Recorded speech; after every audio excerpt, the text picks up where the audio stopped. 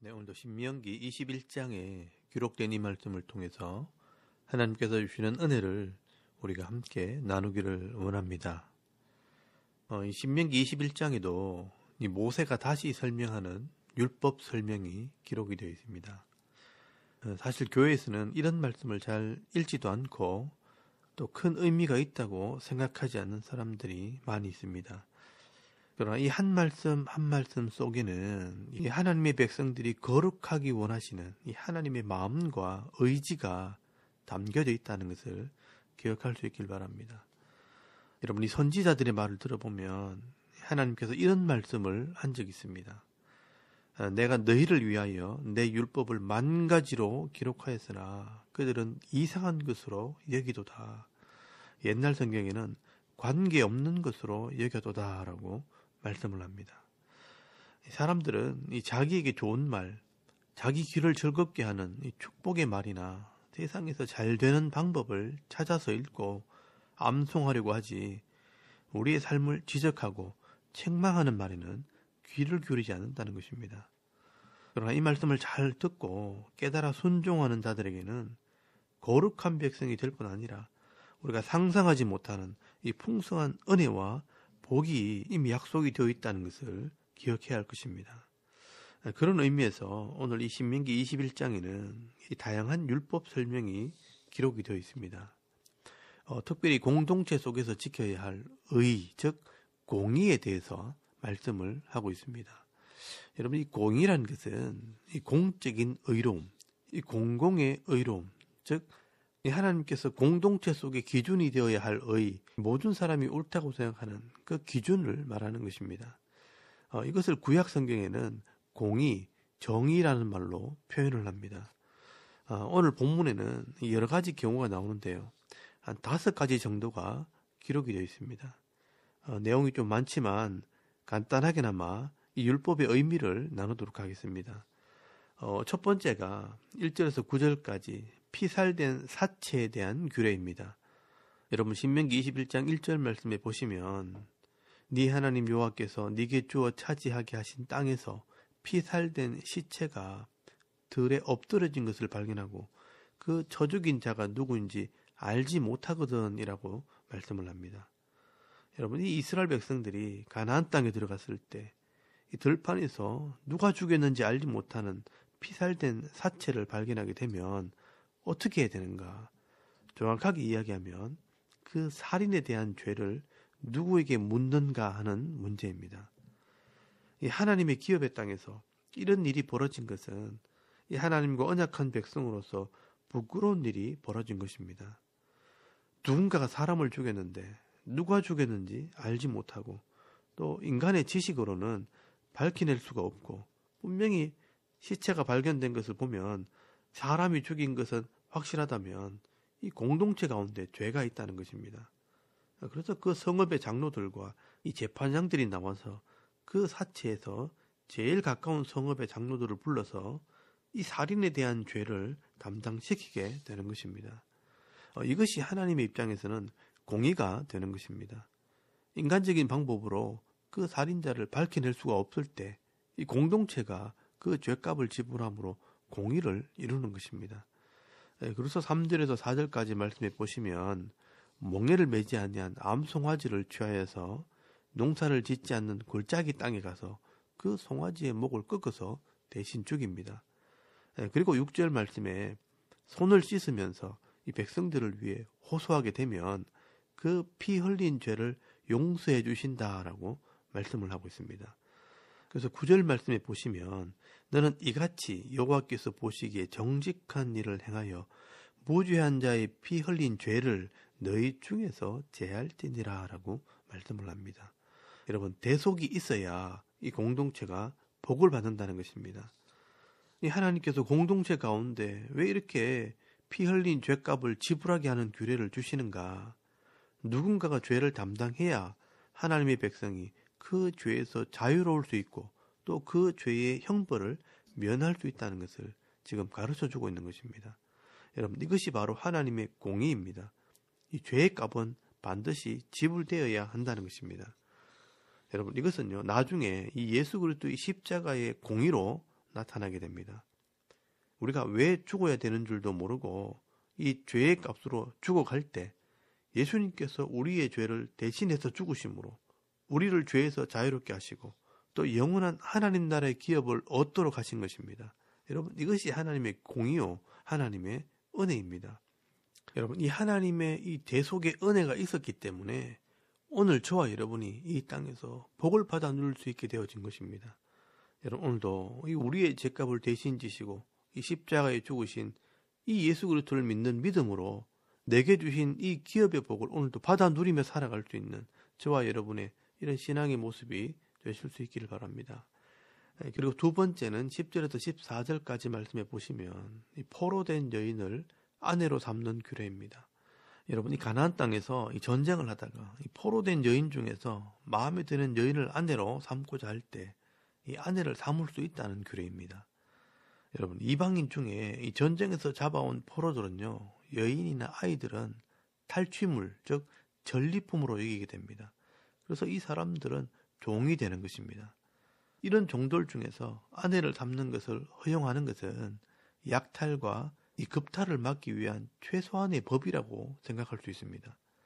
여러분, 일반적으로 이 전쟁에 이기게 되면요, 사람들이 강팍해져서 이 양민들을 약탈하게 되고 또 모든 사람을 다 죽이거나 아니면 짐승 취급하듯이 사람을 함부로 다루게 되는 것입니다. 그래서 이 포로된 자들이나 종이라 할지라도 법대로 공정하게 아내로 맞이하라는 것입니다. 여러분, 이것이 사람을 존중히 여기는 것이고 또 하나님의 공의입니다. 그래서 이 포로 중에서 아내를 삼을 때는 머리를 밀고 손톱을 베고 또 이 포로된 의복을 갈아입어야 합니다. 그리고 그 부모를 위해 한 달 동안 애곡한 뒤에 아내가 될 수 있습니다. 여러분, 이 포로는 이방 여인이었기 때문에 머리를 밀고 손톱을 자르는 의식을 통해 이 우상을 섬겼던 습관을 버리게 하고 하나님의 백성이 되게 하는 것입니다. 그런데 시간이 지난 뒤에 그 여인이 마음에 들지 않을 경우에는요, 자유인으로 놓아줘야 합니다. 이 당시에는 이 포로들을 함부로 죽이고 또 종으로 팔아먹을 수 있는 상황에서 이런 자들을 자유인으로 존중히 여긴다는 것은 쉬운 일이 아닙니다. 여러분, 이것은 결국 사람을 존중히 여기는 이 최소한의 규례를 말씀하고 있는 것입니다. 이것도 영적인 의미를 생각하자면 이 죄의 종이 되어 죽을 수밖에 없는 우리들을 하나님께서 자기의 거룩한 신부로 불러주신 것입니다. 그리고 죄에서 자유하는 은혜를 베풀어 주신 것입니다. 이것이 바로 하나님의 사랑과 은혜라고 할 수 있는 것입니다. 그러므로 우리가 현대사회에서 돈이 있고 권력이 있다고 해서 이 갑의 위치에서 사람을 대하는 것이 아니라 법대로 공정하게 사람을 대하고 이 존중히 여기는 마음이 있어야 하는 것입니다. 여러분, 이것이 바로 하나님의 공의라는 것입니다. 그리고 이 세 번째로 이 15절에서 17절까지 말씀에는 이 장자의 권한에 대해서 말씀을 합니다.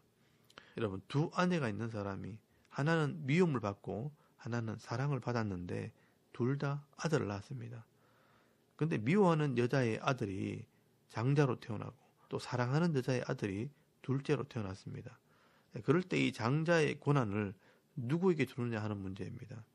내가 미워하는 여자의 아들이라도 그 아들이 장자이면 그 아들에게 두 몫을 주라고 말씀을 하고 있습니다. 이렇게 법과 원칙대로 해야 이 불필요한 다툼이 일어나지 않게 된다는 것입니다. 만약에 이 감정에 치우쳐서 내가 사랑하는 여인이 낳은 아들이라고 이 둘째에게 이 장자의 권한을 주면 명분이 없기 때문에 다툼이 일어나고요. 결국 싸움이 벌어지게 될 때 가정의 이 화평이 깨어지게 되는 것입니다. 여러분, 감정이 이 원리와 원칙을 앞설 수 없다는 것입니다. 여러분, 에서와 야곱의 가정에 이런 일이 벌어지지 않았습니까? 이 에서가 장자임에도 이 장자의 복이 야곱에게 넘어갔을 때 이 에서가 야곱을 죽이려고 했던 것을 기억하실 것입니다. 여러분, 이 땅에서 생명을 주시고 태어나게 하신 분이 하나님이십니다. 그러므로 날 때부터 우리는 우리의 몫을 가지고 태어나는 것입니다. 그것을 욕심대로 바꾸거나 무시하면 안 된다는 것입니다. 내가 미워하는 아들이라도 감정이나 욕심으로 행하지 않고 법칙과 원칙을 지킬 때 그 결국 다툼을 거치게 하는 것입니다. 여러분, 모든 일에 이런 원리와 원칙을 따르고 이 하나님의 말씀의 원리를 따라갈 때 진정한 평화가 이루어지게 되는 것입니다.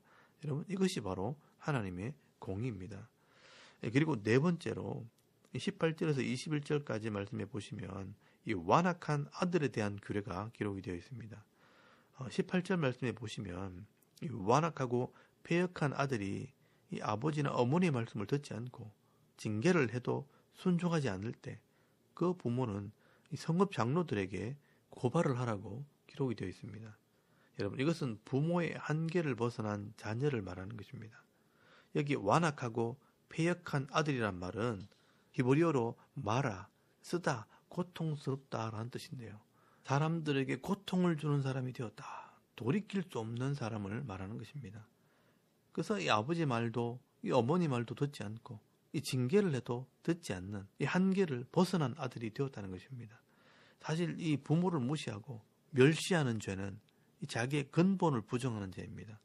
생명을 주신 분이 하나님이요, 부모를 허락하신 분이 하나님인데 그 부모를 멸시하는 것은 곧 하나님을 멸시하는 것이나 마찬가지입니다. 그래서 출애굽기 21장 15절 말씀이나 17절 말씀에 보시면 이 부모를 치거나 저주하는 자는 사형에 해당한다고 규정을 하고 있습니다. 그런데 여러분, 부모가 내 자식이니까 내가 알아서 한다고 하면서 자녀를 심판하고 심지어 때려서 죽게 한다면 결국은 이 부모 자식 간의 원수가 되든가 아니면 살인자가 되는 것입니다. 그래서 오늘 본문의 이 부모는 이런 패역한 아들은 성읍 장로들에게 맡겨서 법의 심판을 받게 하라고 말씀을 하는 것입니다. 이 오늘날의 표현을 하면 나라에 맡기고 이 공권력에 도움을 받아라는 것입니다. 그렇게 할 때 이 공동체 가운데 공의가 세워지고 또한 다른 자녀들이 경고를 받게 된다는 것입니다. 여러분, 21절 말씀에 보시면 그 성읍의 모든 사람들이 그를 돌로 쳐 죽일지니 이같이 네가 너희 중에서 악을 제하라. 그리하면 온 이스라엘이 듣고 두려워하리라 라고 말씀을 합니다. 여러분, 이 부모가 그 자식을 심판하고 죽이면 살인자가 되겠지만 법에 호소하게 될 때 이 공의가 되는 것입니다. 이렇게 공의가 행해질 때 온 이스라엘이 듣고 두려워하리라 라고 말씀을 합니다. 이 가정의 일이라도 개인적인 감정이나 욕심으로 행하기보다는 법대로 행함으로 이 땅의 공의가 이루어지게 되는 것입니다. 그리고 다섯째는 이 효수형에 대한 규례입니다. 여러분, 죄인을 나무에 달아서 죽이는 이 형벌을 말하는 겁니다. 여러분, 우리나라에도 이 대역 죄인이나 극악한 죄인들은요, 목을 베어서 나무에 달아놓는 형벌이 있었습니다. 여러분, 이런 형벌을 효수형이라고 합니다. 이 올빼미 효자의 머리 숫자입니다. 이 죄인의 머리를 나무에 달아놓는 형벌을 말하는 것입니다. 여러분, 이렇게 나무에 달아 죽인 자는 하나님께 저주를 받은 것을 상징하는 것으로 인간에게 행해지는 이 최고의 불명예를 상징하는 것입니다. 그리고 하나님의 저주 아래에 있다는 것을 상징하는 것입니다. 여러분, 하늘과 땅 사이에 달려있는 이 죄인을 쳐다보면서 하늘에도 속하지 못하고 땅에도 속하지 못하는 버림받은 자, 하늘에서나 땅에서나 무가치한 자가 되었다는 것을 말하는 것입니다. 그러므로 이런 저주받은 자가 밤새도록 달려있지 못하도록 또 가능한 한 멀리 진영 밖에서 이 장례를 치르게 되어 있습니다. 그런데 여러분, 이 저주받은 자의 죽음이 바로 예수 그리스도의 십자가가 된 것입니다.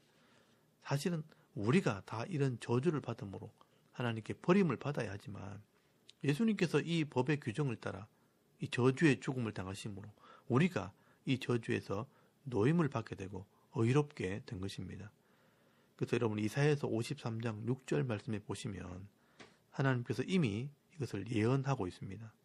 우리는 다 양 같아서 그릇 행하여 각기 제 길로 갔거늘 여호와께서는 우리 모두의 죄악을 그에게 담당시키셨도다 라고 말씀을 하고 있습니다. 그리고 요한복음 3장 14절 말씀에 보시면요, 모세가 광야에서 뱀을 든 것 같이 인자도 예수님도 들려야 하리라, 나무에 달려야 하리라 라고 말씀을 하고 있습니다. 그리고 여러분, 사도 바울도 갈라디아서 3장 13절 말씀에 보시면 이것을 해석을 합니다. 그리스도께서 우리를 위하여 저주를 받은 바 되사 율법의 저주에서 우리를 속량하셨으니 기록된 바 나무에 달린 자마다 저주 아래 있는 자라 하였음이라 라고 말씀을 하고 있습니다. 여러분, 예수님께서는요, 이 율법의 규례를 따라서 우리의 죄와 저주를 대신 담당하시고 이 죄의 값을 지불하셨습니다. 그래서 예수님의 십자가는요, 법대로 행하신 것이기 때문에 이 하나님의 공의가 이루어진 것입니다. 그래서 이 십자가가 효력이 있는 것입니다. 여러분, 우리가 이 예수 그리스도의 십자가의 의미를 알고 말씀대로 믿게 되면 모든 저주에서 노임을 받게 되고 또 모든 죄에서 자유를 얻을 뿐 아니라 영원한 이 하나님 나라에 들어가는 복을 얻게 되는 것입니다. 여러분, 이렇게 하나님께서는 공의를 행하심으로 우리 죄인들을 구원하신 것입니다. 여러분, 그렇다면 우리도 구원받은 자로서 이 땅에서 공의를 행하는 자가 되어야 하는 것입니다. 여러분, 이사야서 42장 1절에서 4절까지 말씀해 보시면 예수님께서도 이 땅에 공의와 정의를 행하러 오셨다라고 말씀을 합니다. 내가 붙드는 나의 종, 내 마음에 기뻐하는 자, 곧 내가 택한 사람을 보라. 내가 나의 영을 그에게 주었은즉 그가 이방에 정의를 베풀리라. 그는 외치지 아니하며 목소리를 높이지 아니하며 그 소리를 거리에 들리게 하지 아니하며 상한 갈대를 꺾지 아니하며 꺼져가는 등불을 끄지 아니하고 진실로 정의를 시행할 것이며 그는 쇠하지 아니하며 낙담하지 아니하고 세상에 정의를 세우기에 이르리니 섬들이 그 교훈을 앙망하리라. 하늘을 창조하여 펴시고 땅과 그 소산을 내시며 땅 위의 백성에게 호흡을 주시며 땅에 행하는 자에게 영을 주시는 하나님 여호와께서 이같이 말씀하시되 나 여호와가 의로 너를 불렀던즉 내가 네 손을 잡아 너를 보호하며 너를 세워 백성의 언약과 이방의 빛이 되게 하리니 네가 눈먼 자들의 눈을 밝히며 갇힌 자를 감옥에서 이끌어내며 흑암에 앉은 자를 감방에서 나오게 하리라 라고 말씀을 합니다. 여러분, 여기 잘 보시면요, 하나님께서 이 예수님을 이 땅에 보내셔서 정의를 행하게 할 것이라고 말씀을 합니다. 여러분, 이 정의가 바로 죄인들의 죄값을 지불하는 이 십자가를 말하는 것입니다. 그래서 예수님께서 이 정의를 행하심으로 눈먼 자를 보게 하고 갇힌 자를 감옥에서 나오게 하고 흑암에 갇힌 자를 감방에서 나오게 하는 것이라고 말씀을 하는 것입니다. 여러분, 오늘 저와 여러분들이 이런 하나님의 공의에 의해서 죄에서 구원받은 하나님 백성이 되었기 때문에 우리가 이 예수님의 공의, 이 하나님의 공의를 행하는 자가 되어야 되는 것입니다. 그래서 우리가 이 땅에서 공의를 행할 때 이 죄악의 땅에서도 거룩한 백성으로 복을 받게 되어 있는 것입니다. 여러분, 오늘도 저와 여러분이 다 죄와 욕심과 감정을 따라 살아가는 이 땅 가운데서도 이 하나님 말씀을 따라 공의와 정의를 행함으로 빛과 소금의 역할을 감당할 뿐 아니라 또 거룩한 백성으로 복을 받아 누리며 살아가는 이런 영적인 삶의 모습이 되실 수 있기를 주의 이름으로 축원합니다. 아멘. 우리 잠깐 기도드리겠습니다. 오늘도 하나님 말씀을 순종함으로 이 사랑을 실천하는 거룩한 백성이 되게 하옵소서. 또 나라와 민족과 또 교회와 가정과 이 자녀들을 위해서 또 개인의 기도 제목을 따라 기도하고 오늘 하루 삶을 또 시작할 수 있기를 바랍니다.